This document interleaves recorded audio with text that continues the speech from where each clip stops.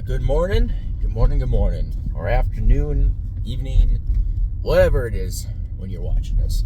I am heading to the gym, and what's today? Today's some upper body focus. Got to hit all the different body parts for the upper body. Yesterday was a leg day, and it felt good.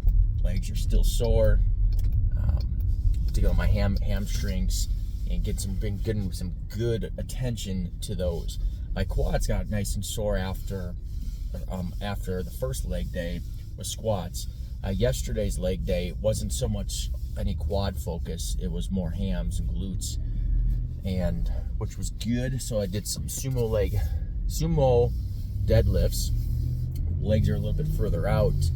I did those girl hip thrust things where they got the bar. They actually felt nice, and yeah, you can feel that one burn. Leg curls, and what was the other one I did? Oh, it was bent over dumbbell rows, single armed. And so I have double and singles on 2 different days. And so this was single arms. Today is got some military press, got some incline dumbbell press, bench press, but neutral grip. So my hands are gonna be really close to my side. Works the triceps. Bicep work, some shoulder work. There's one more thing. I just don't remember what it is. And so, but it's all upper body today. And tomorrow is not part of my scheduled plan, but I'll be going into the gym tomorrow and do some auxiliary stuff, which I do too, and which I know I've talked about. And so the boys are off to school. Friday for them, pizza day. So they're super excited. I remember pizza days when I was in school. The thing with their pizza days, they have it every Friday. We didn't have it every week, so they get the special every week. They can have pizza. But in which way? What am I reminiscing, going back for and complaining? If I want pizza, I can go get pizza. Actually, I don't really eat pizza too much anymore with my diet change. And so the weight's going down. I could see it. I could physically see the changes, which is kind of cool. And so what I did since July, and right now it's January, but I was kind of figuring out nutrition, macros, and learning these things.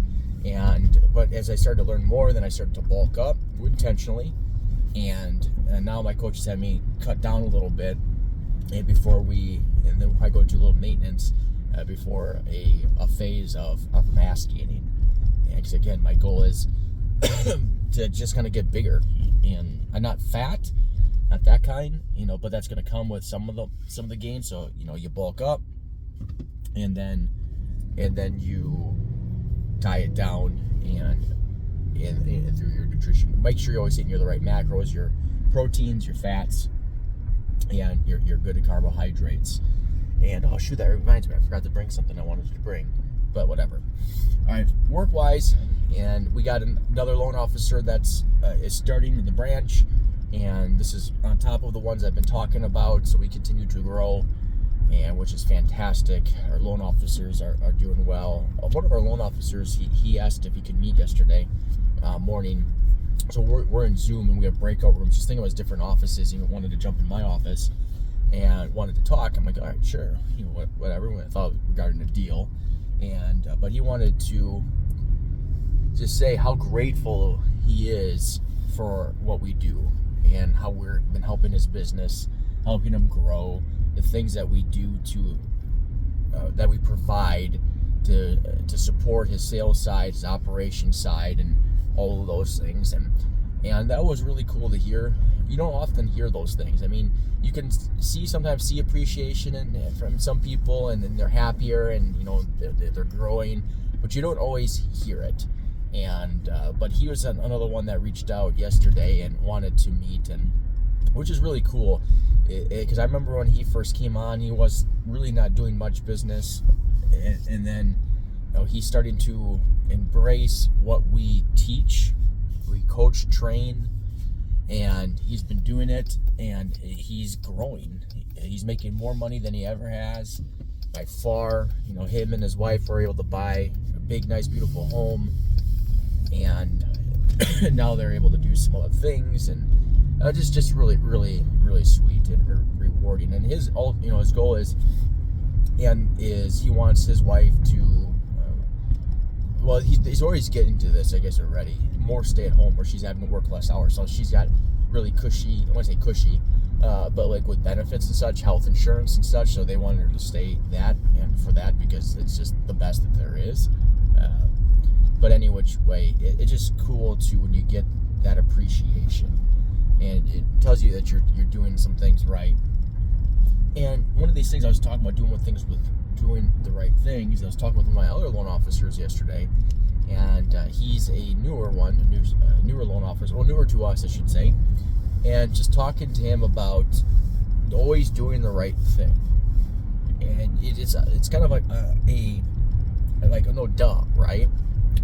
But hearing me share on how it can sometimes be tough when you're in a competing situation, and he found himself in a competing situation, and his competitor was doing some things that, in my opinion, was not my opinion, it's factual, was doing things that are not right by the client, but it was what the client wanted to hear. So what was that? Well, the client has a budget payment. They don't want their payment to be more than X amount. And when it comes to that, when you're buying a house, well, that automatically means you can only afford a certain price house, because when you do the math, that's what the payment is. And that's going to be the same no matter what lender you go to, within a little bit of range depending on what the interest rate is. But it's not a big fluctuation. But they weren't finding any houses that fit, that they liked, that would be the payment. And so they talked to another lender, and another lender says, yeah, I can pre-approve you for an amount of $200,000 more than the numbers that we were working with. And well, we could do the same number, but the problem is that higher purchase price would make their monthly payment significantly higher than where they want to keep their monthly payment. And a lot of people don't connect that stuff together. And so my loan officer is like, well, I'm gonna try to get this pre-approval out to them with the same amount. I don't want to lose them. I'm like, hey, whoa, let's pull back a second here. Did they change their budget? No. Then why would we do this? Well, the other lender is like, yeah, but the other lender is not telling them that the payment's going to change this drastically. So you have to talk with the borrower. And so he found himself in a reactive mode versus, hey, being the expert and doing the right thing and explaining to them is that, hey, if this is where you want, your payment's going to be, instead of X, it's going to be Y. Are you okay with that? No. Okay, well then this is why we are doing this price range, because you want your payment here and this is going to equate to it. And so when you do the right thing, is you might lose that client because they don't want to listen or whatever, and somehow they think numbers don't lie or whatever, and they go with it. But you do the right thing. You do the right thing, it comes back to you. It goes back to reaping and sowing. You sow, you plant good seed, you return good seed or good fruit. You get the good back. And so even if you lose it as a result, is you will get something better back in return. That's just how principles work, reaping and sowing. But likely you're going to save that relationship, and they're going to see you as the expert and the other person as, well, that's just a greasy salesperson that's just trying to get a sale and not really putting their interest, the client's interest in mind. And so as salespeople, we always have to put the client's best interest in mind, not our own, not what just gets the sale, because that's not even salesmanship. That's just manipulation. And salespeople, why do they get a bad rap? It's because they are known to manipulate. And those salespeople, rightfully so, should get negative things said about them. And unfortunately, it's broad brushed with most salespeople, but that's our opportunity to show that we're different. But I guess we don't do ourselves any favor, because a lot of the sales material, sales movies and such that we glorify is about manipulating, and that's just wrong. If you want to be a great salesperson, do the right thing, don't manipulate. All right, I'm at the gym. See you later.